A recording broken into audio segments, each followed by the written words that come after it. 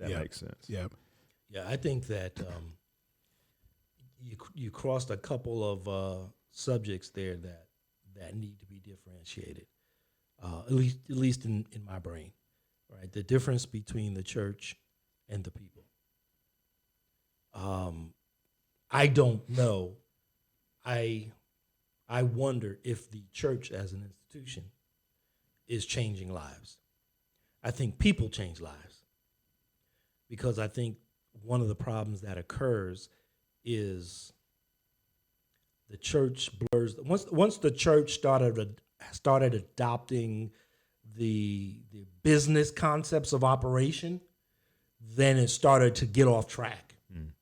Got to have the 80-20 rule, right? 80% of capacity means that you need to grow, or you start adopting these business philosophies to manage a spiritual experience.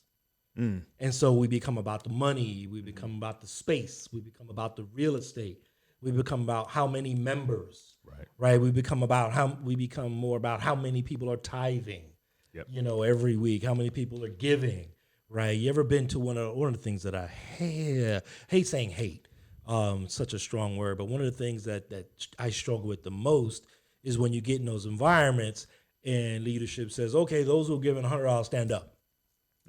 Right? Those who are giving $1,000, everyone stand up, and then he starts having people sit down based on what they're giving.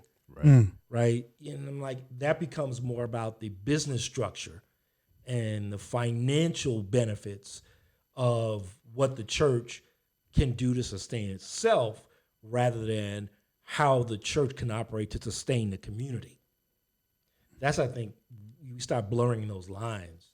And so I think people have to decide that they're going to actually make an impact. They're going to make a change. We went to, shout out to St. Philip's School and Community Center and its annual Destiny Awards, right? And that whole event was about how people, specific people, change the community. Yes, it was under the guise and under the auspice of an organization, but it wasn't about let's give the organization praise.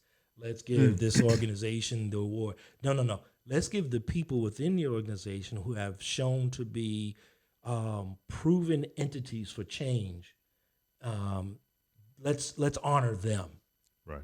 And so that's the significant part for me. And, just the difference between the church as opposed to the people. I don't know if the church is making an impact. I think the church and most of the typical operations that we see from most churches now is actually turning, the next generation away. Well, let me ask this: what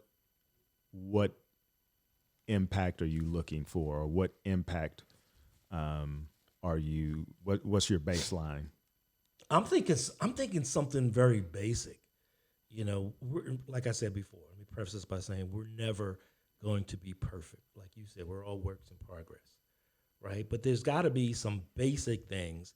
And if the fundamental foundation is the word of God, if the word says, go forth and feed the hungry, right?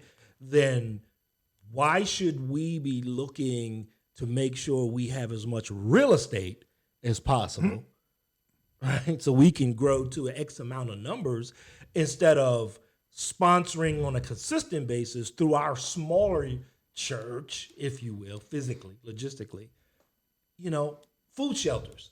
And I'm not saying that it doesn't happen, but I'm saying it doesn't happen to the degree that I believe God has instructed us to have it happen. Yeah. And I think what also muddies the water on the church's effectiveness is this emergence of Christian nationalism. Because now people who subscribe to that, their focus is not biblical. It's more political and cultural. So it's kind of like, I don't know how you grow something like that. And because their focus, I don't think, and I like I say, Derek, he can fact check us. Christian nationalist churches are not really focused on, feeding the poor and the homeless and things like that. they're focused on, we need to clean that up. We need to get that out. You know what I mean? Right. And the human part of it is kind of being removed. And it's more of a systems kind of thing that people are focusing on. You know, we need to put this in place to deal with homelessness. Let's put this bureaucracy in place. You know, it's like I don't, and I could, like I said, I could be wrong. I don't really feel the direct Christian nationalist church. Okay, let's go down to whatever community and let's feed the people. I don't know if they have that focus. I don't know. I could be wrong. But I think though that does, because it's such a huge thing now. It's like politics and the church are like one. Yeah, but I think that's what I was alluding to. That we've kind of lost the directive of the Word of God. Yeah. For the title or the grouping of things that get us off track. Yeah. You said it. Christian nationalism is what? It's a political ideology. Right. It's not a scriptural ideology. Right. It's a political ideology and cultural framework that seeks to merge American identity with religion. Yeah. Right. And that, I think, merge is the operative part of that. Because what happens when you merge to become one, right? So each one of them loses a certain part of their identity. Yep. Yeah. Right? A one road, two roads merge, now they become a highway. Yep. Right? Totally different than the individual roads. Yes, they serve the same purpose. They provide access to cars, but they do it fundamentally in a different way. Yep. Is that 50 cents, not cents, that innocence, that weight, that grace, that consequence, my scars, my fate, my documents. Is that 50 cents, say it out loud in confidence. Every line a little evidence. I ain't done yet, I'm a testament. Talk shame, talk hell, talk fathers, talk fear of the call.